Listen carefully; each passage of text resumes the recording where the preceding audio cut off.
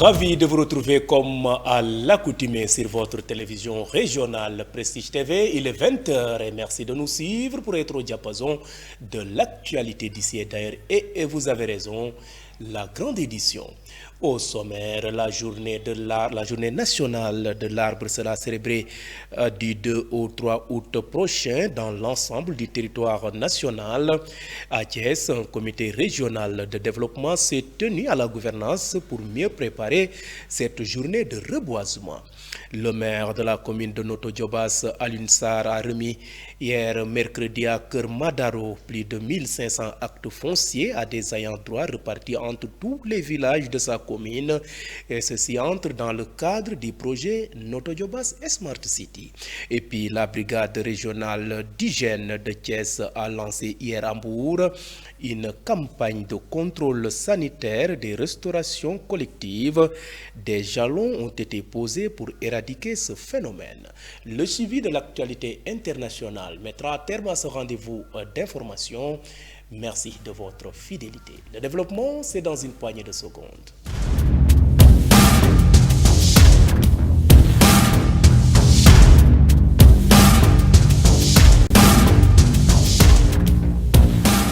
Bienvenue et démarrons ce rendez-vous d'actualité par les préparatifs de la célébration de la journée nationale de l'arbre. Cette journée sera célébrée le 2 août à Thiès. En prélude de cette journée, bien sûr, un comité régional de développement s'est tenu hier mercredi à la gouvernance de Thiès, où les autorités ont appelé à une forte mobilisation et des organisations communautaires pour la réussite de l'événement. Reportage Ibrabar. Les préparatifs s'intensifient autour de la journée de l'arbre. Réunis en CRD, le comité régional a identifié les défis et les pistes pour une célébration réussie. L'adjoint au gouverneur de Thiès, Aboubakr Sadiq Niang, revient sur les dispositifs mis en place pour garantir une forte mobilisation. Pour 2024, nous avons, en termes de plantation massive, nous avons réalisé 91,7 hectares. En termes de plantation linéaire, nous avons réalisé 138,36 km. Et mis à part ces chiffres-là, il y a des projets ambitieux qui sont envisagés. L'adjoint au gouverneur a ensuite insisté sur l'importance d'une forte implication des organisations communautaires, notamment le DECAF et les ASC, pour assurer une mobilisation réussie et une sensibilisation à la hauteur de l'enjeu.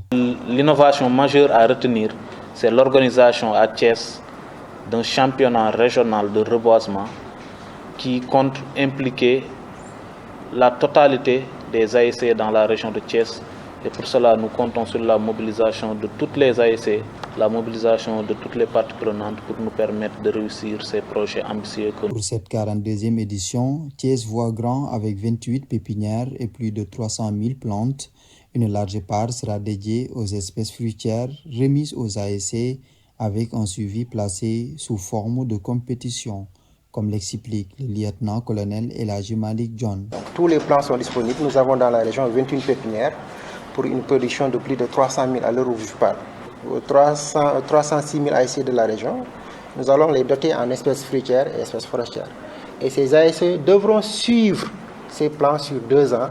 Et à terme, nous allons procéder à une évaluation pour récompenser les ASC qui se seront illustrés en termes de taux de réussite les plus élevés.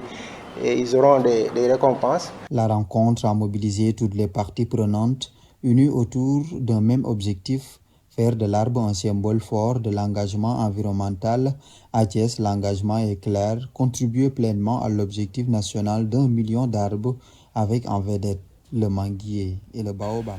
Ibrabar a rappelé que donc la commune de Keur Moussa a été choisie pour le lancement officiel de cette journée nationale.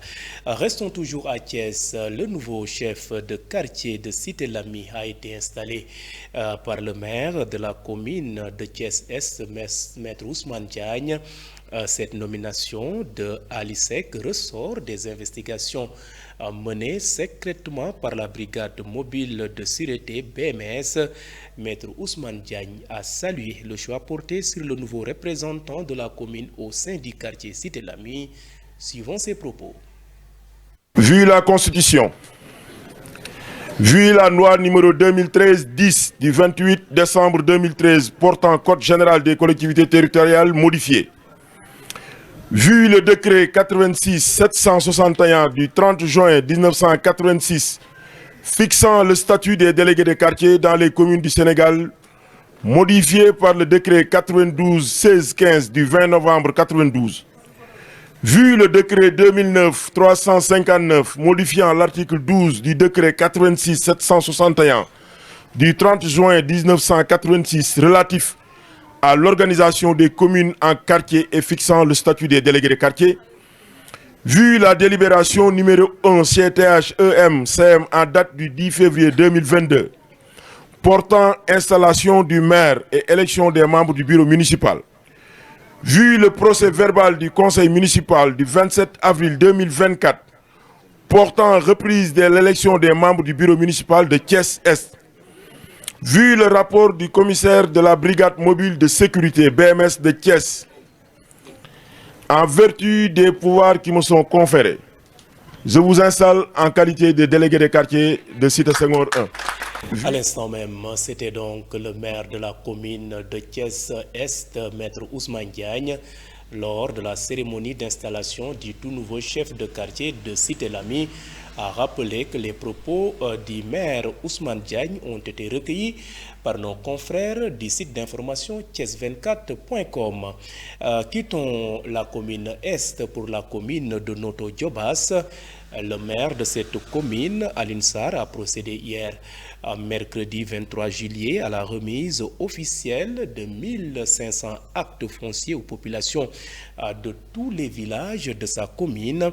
L'activité s'est déroulée, je l'ai dit tantôt, à Kermadaro et entre dans le cadre du projet Noto Diobass Smart City.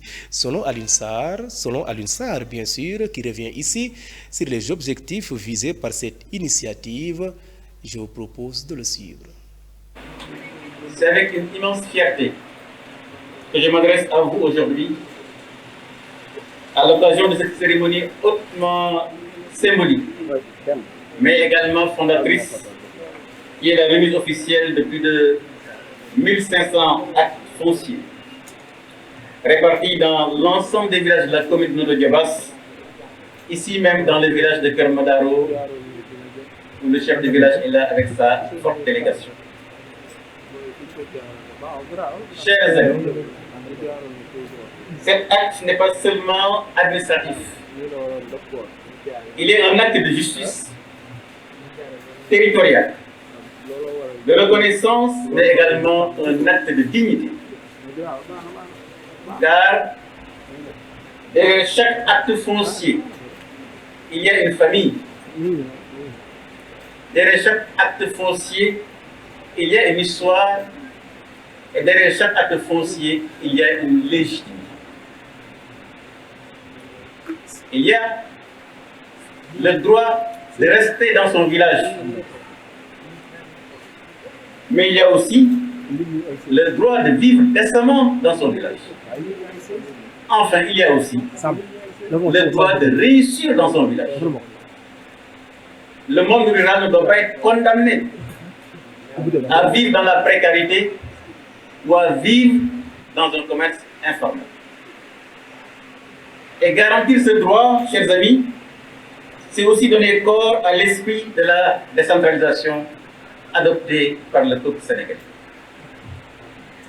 Un esprit qui place les collectivités territoriales au cœur de l'action publique, non pas comme de simples relais, mais comme des acteurs capables de décider, de planifier et d'agir. Vous suivez le rendez-vous de l'actualité grâce à votre radio Prestige FM qui est mis en modulation de fréquence sur les 95.5 FM ici à Thiès et direction le département de Tivaouane où une délégation du ministère de la microfinance et de l'économie solidaire était hier mercredi à la ville sainte. Cette visite entre dans le cadre d'accompagnement des familles religieuses dans la politique de l'État du Sénégal. Les Dara seront accompagnés dans ce sens à travers une coopération productive et solidaire. Cela leur permettrait d'entreprendre d'une manière collective. Voici Mamadou Ndiaye, directeur de cabinet du ministre de la Microfinance et de l'économie solidaire, à l'issue de cette visite. Pourquoi cette initiative doit être présentée aux communautés religieuses?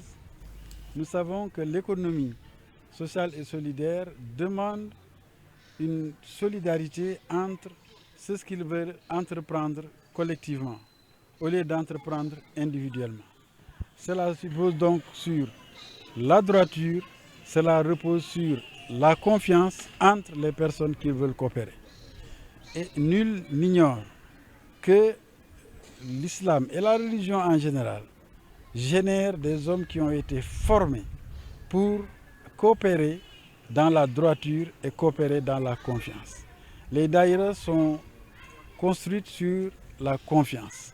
Les daïras sont construites sur la droiture. Et donc, ensemble, nous pouvons faire en sorte que toutes les opportunités et les potentialités qui existent dans l'ensemble des terroirs puissent faire l'objet d'une exploitation collective, mais dans le seul but de promouvoir la personne humaine. C'est l'autre point fort de l'économie sociale et solidaire, mettre l'homme au cœur de l'économie. Et donc, cela montre que les communautés religieuses sont les mieux indiquées pour être les acteurs, les fers de lance de l'économie sociale et solidaire. Mais les CPS ont aussi une autre particularité, que c'est un dispositif où l'État n'est pas un spectateur pour le développement. C'est un dispositif où l'État d'abord commence par mettre à disposition donc, de la CPS un fonds de... Et voilà, c'était donc Mamadou Ndiaye, le directeur de cabinet du ministre de la Microfinance et de l'économie solidaire, qui magnifiait l'importance de cette coopération avec les familles religieuses. Quittons la localité du Cayor pour la Petite Côte avec la brigade d'hygiène de Thiès qui a lancé hier à Mbour une campagne de contrôle sanitaire des restaurations collectives. Ceci entre dans le cadre du renforcement de la démarche qualité en termes de contrôle de la restauration de la rue. Selon le capitaine Armand Sek, il est le chef de la brigade régionale d'hygiène de Thiès. Aujourd'hui, nous nous sommes réunis ici à Mbour dans le cadre de la sécurité sanitaire des aliments pour démarrer un programme de contrôle, surtout dans le cadre scientifique par rapport à l'alimentation de la restauration collective. Nous tous, nous constatons aujourd'hui que le développement des maladies non transmissibles commence à prendre de l'ampleur au niveau du Sénégal et en particulier ici dans la région. Donc on a eu l'occasion d'organiser avec les agents d'hygiène de la région de Thiès une activité de capacitation pour essayer de renforcer la démarche qualité en termes de contrôle des huiles de friture. Parce que nous tous nous savons que aujourd'hui au Sénégal, les gens utilisent n'importe quelle huile, surtout par rapport maintenant à certaines gargotes qui font dans la restauration de la rue. Maintenant, la brigade régionale d'hygiène, en collaboration avec un de nos partenaires, à savoir ABBA, donc nous avons voulu, par l'intermédiaire de la presse, aider la population sénégalaise à bien s'alimenter. Bon, comment bien s'alimenter? Essayer de tout faire pour ne pas entrer dans des ERP qui utilisent des huiles de friture impropres à la consommation. Donc maintenant, l'activité d'aujourd'hui, c'est une formation que nous avons initiée avec les consommateurs, donc les associations sénégalaises des consommateurs, parce que ce n'est pas uniquement une association. Donc nous avons l'ensemble des associations des consommateurs qui sont représentées, plus maintenant la direction régionale de la santé de Thiès et la brigade régionale d'hygiène, pour lancer un programme qui va nous permettre de faire le contrôle de routine au niveau des établissements recevant du public dans le cadre de la qualité et du suivi des huiles de friture qu'on utilise pour la restauration.